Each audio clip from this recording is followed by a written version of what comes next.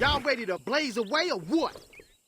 After days of what felt like endless conspiracy theories of when these trailers will drop or if these trailers was dropped, about 20 minutes ago, the trailer finally dropped. Right off the back, I have to say I love the way the announcer is pronouncing these names.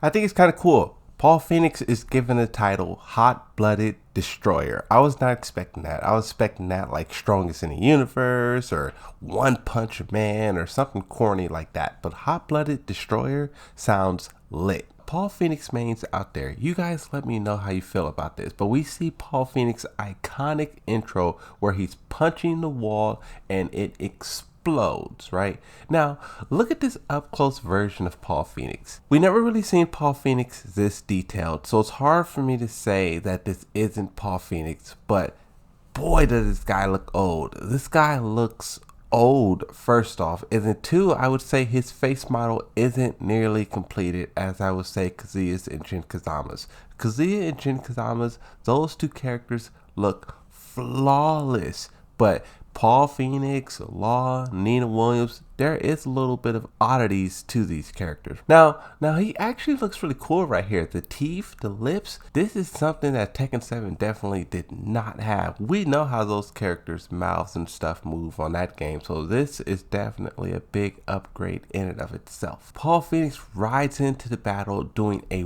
wheelie on a helicopter. Before we even look at gameplay, one thing that I was trying to figure out is right here in the background, what soldiers are these? If I had to take a guess, I would say it looks more like G Corporation than the mission was Zaibatu, but once again, this icon is something we've never really seen before. A lot of people have theories about this being related to maybe a merger between G Corporation mission with Zaibatu, or maybe it's like a new faction entirely. Something that's worth noticing is up there in the booth, exactly where my mouse is, it looks like that's possibly where like Kazuya could sit or whoever's in control could sit. Now this move right here, it looks like Paul Phoenix's new cartwheel. In Tekken 7, as soon as you take a couple steps away from Paul Phoenix, they cartwheel at you. This, even though it's not a cartwheel, it feels like a replacement for the cartwheel. That's just my feeling because it kind of does the same thing. It crushes off the ground, it closes kind of the same exact distance, and then it gives the same kind of amount of plus frames as the cartwheel. So I wonder if this is truly going to be like a replacement or not, because that's something that Paul Phoenix players love to spam in Tekken 7. But if you know how to stop it, you will stop them every single time. And look how Law tries to swing. He is extremely minus frames here, and he tries to string. And he almost gets it off. If he did like a down jab or something, he probably would have traded. This is one instance of they're showing us something that's super plus frames. The opponent tries to react, and they barely miss it, right? If Law did anything else here except for this launcher, he probably would have hit.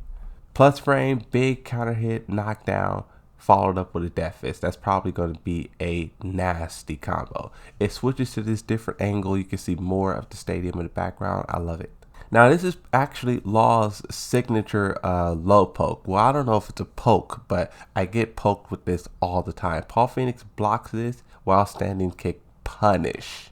Once again, showing us a little bit of sidestepping. He tries to sidestep, and then this death fist tracks. I don't know if it tracks or if it's just tracking because his sidestep was so early that about time this move comes out, it realigns itself. It's a difference between realigning and tracking. Law, once again, being a Law main, spamming the most predictable moves ever. Block the low, big launch punish. This is exactly what Paul Phoenix does in Tekken 7. So you do bop bop, knocks him, re-knocks him in the air.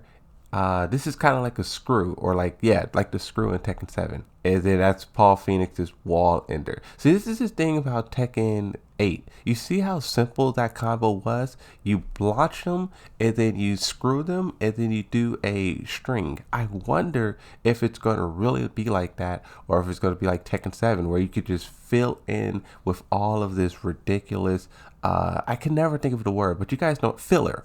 That's what it is. If it's really going to be a lot of filler, or if it's not going to be that much filler, because that's the problem with Tekken. It's too much filler. This is when I was really surprised. We have this new stage, first time ever looking at the stage, and I looked over it trying to find characters or details or anything like that, and I wasn't able to find anything just yet. I will continue to look, I will continue to search and whatnot, and if I make more stuff, I will make another video, so definitely subscribe for that, because there's probably something here that we are missing. Regardless though, I just love the scenery here. You have lights, you have the great atmosphere, you have a helicopter taking off in the background. This is kind of what I want out of Tekken. These stages looks incredible, every single one. This is the reason why people thought we wanted to see Paul Phoenix or Law's gameplay trailer, because we saw a lot of them in that 36-minute footage. To see them more in a gameplay trailer, I don't want to say it's repetitive or redundant. I actually think it's a good thing. Look at because this attack right here, we are seeing, even though we saw 36 minutes of these characters, there's still, so look at that. There's still so much that we haven't seen. That looks so brutal. How is that even triggered? Oh, so that's a extension of your attack with heat. So you do 1, 2, and then it triggers this like short animation. Wow. Yeah, that's crazy. I like this. They haven't really explained what this orange effect is. If they have, I haven't been paying attention, but I wonder if this is to show that you are extremely low frames. I wonder if this is the game telling you not to press any button. There's been some things in here that's like, it says like, balcony break, nice. It says don't press any buttons. Look at this animation on the balcony break. Look at Law's hands. Do you see his hands right there? That is pretty cool. That's some nice animation right there. Good job, whoever designed that. Hits the ground, bounce up. The screw once again. This time he doesn't go that high because he's already been hit. And then 1 attack, 2 attack. You see what I mean? He did the screw, and then he did 1 hit, 2 hit, and then it was over. We're closer to the helicopter now. I like that.